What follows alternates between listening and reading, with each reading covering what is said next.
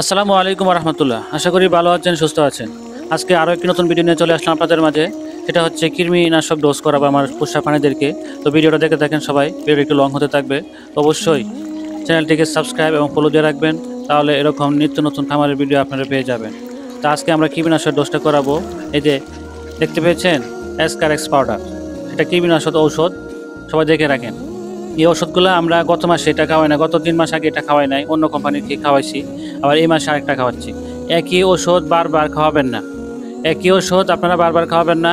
3 মাস অন্তর অন্তর অন্য কোম্পানির ওষুধ খাওয়াবেন, বুঝতে পেরেছেন? কারণ এক একটা কার্যক্ষমতা এক এক রকম। যে আমরা সবগুলা পানিতে মিক্স করব আগে, সর্বপ্রথম দেখেন কীভাবে আমরা মিক্স করি। মিশিয়ে দিব সবগুলো একসাথে সুন্দর করে পানির মধ্যে। এবং 1 প্যাকেট আমরা 100 হাঁস মুরগি খাওয়ানো যাবে, আমরা 2 প্যাকেট এরকম গুলিয়ে নিয়েছি। 2 প্যাকেট আমরা পানিটা ভালো করে মিশাবো, ঠিক আছে? ওষুধটা ভালো করে মিশিয়ে আমরা খাবারের সাথে এগুলা পরিবেশন করবো, সবগুলা খাবারের সাথে পরিবেশন করব।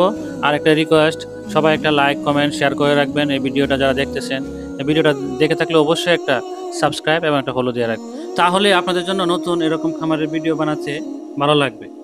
তো এটা আপনাদের কাছে বিনীতভাবে অনুরোধ, আর কিছুই চাই না, একটা ফলো এবং সাবস্ক্রাইব করে রাখবেন। দেখতে থাকেন আমার খামারে যে ভাত রান্না করা হচ্ছে, ভাত রান্না করা হয়ে গেছে। এই ভাতের সাথে আমরা কৃমিনাশক ডোজ করাবো। 3 মাস অন্তর অন্তর আপনারা এই কৃমির ডোজটা করিয়ে নেবেন, তাহলে আপনার হাঁসের এই কৃমিগুলো আপনার পোষা প্রাণীর জন্য খুবই ক্ষতিকারক একটা জিনিস। এরা সব শরীরের ভিটামিন চুষে খেয়ে নেয়, বুঝতে পেরেছেন বন্ধুরা? 20 টাকা 25 টাকা 30 টাকা কেজি এই চালগুলোতে আমরা রান্না করেছি, একটু ঠান্ডা করে বা খাবারগুলো ঠান্ডা করেছি এবং এই পাত্রগুলোর মধ্যে সবগুলো খাবার দিয়ে দিয়েছি।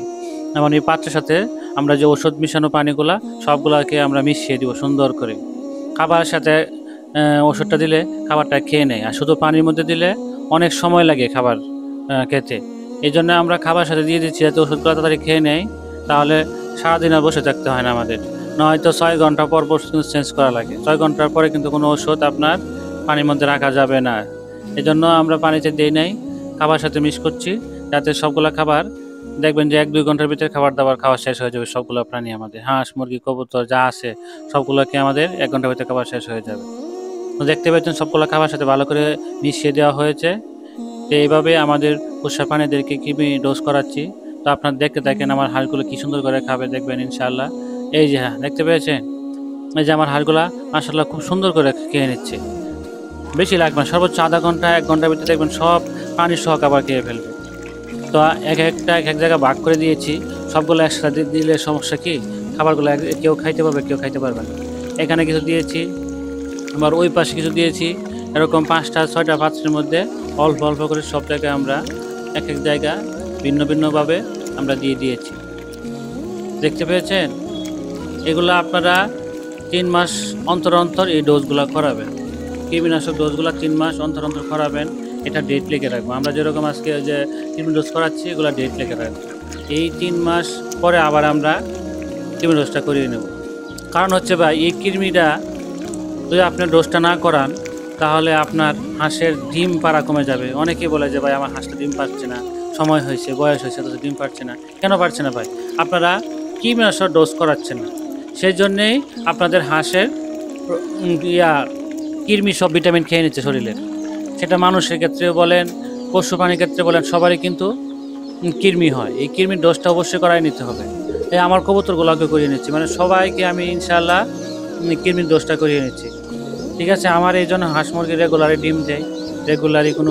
তারপরে আপনাদের আরেকটা কথা বলি, যে কীটনাশক করার পরে অবশ্যই আপনারা জিঙ্কটা অবশ্যই খাওয়াবেন, আর লিভার টনিকটা খাওয়াই নেবেন।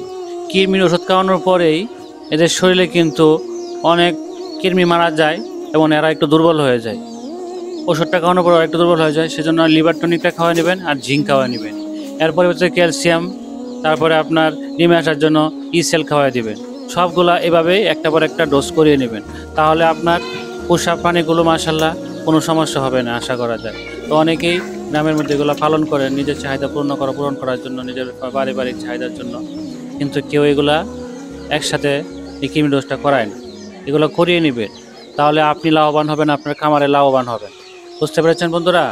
তো যারা যেখান থেকে ভিডিও দেখছেন, অবশ্যই আপনাদের কাছে একটা রিকোয়েস্ট, বিনীতভাবে অনুরোধ, সবাই চ্যানেলটিকে সাবস্ক্রাইব এবং ফলো দিয়ে রাখবেন।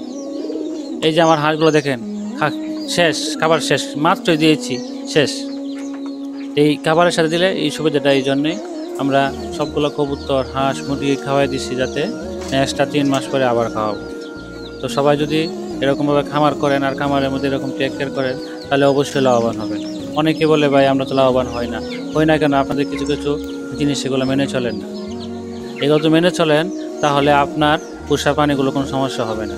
টিকাটা নিয়ম মতো দিবেন, আর হচ্ছে কৃমির ডোজটা সঠিক সময়ে করাবেন। কারণ এই কৃমি কিন্তু প্রাণীর শরীরে সমস্ত কিছু এরা চুষে খেয়ে নেয় এবং শরীরটা দুর্বল করে নেয়। এই জন্য আপনাদের প্রাণী বা আমাদের নিজস্ব যারা পোষা প্রাণী এদেরকে বিভিন্ন রোগে আক্রান্ত হয়। এই 1-2টা রোগ থেকে শুরু হয়। কৃমিনাশক যদি আপনারা রেগুলার না করান, তাহলে দেখবেন যে তার শরীর দুর্বল হয়ে দেখবেন যে শুকিয়ে যাচ্ছে, শরীর মানে খুবই খারাপ অবস্থা, তার নড়াচড়া করতে পারছেন, তখন একটা রোগে আক্রান্ত হয়ে যায়। এগুলা খেয়াল রাখতে হবে কামার করতে গেলে অবশ্যই। যদি আপনি কামার করেন তাহলে এইগুলা সব নজর দিবেন, তো ভালো থাকবেন। তো আজকে এই পর্যন্ত ভিডিওটা শেষ করলাম।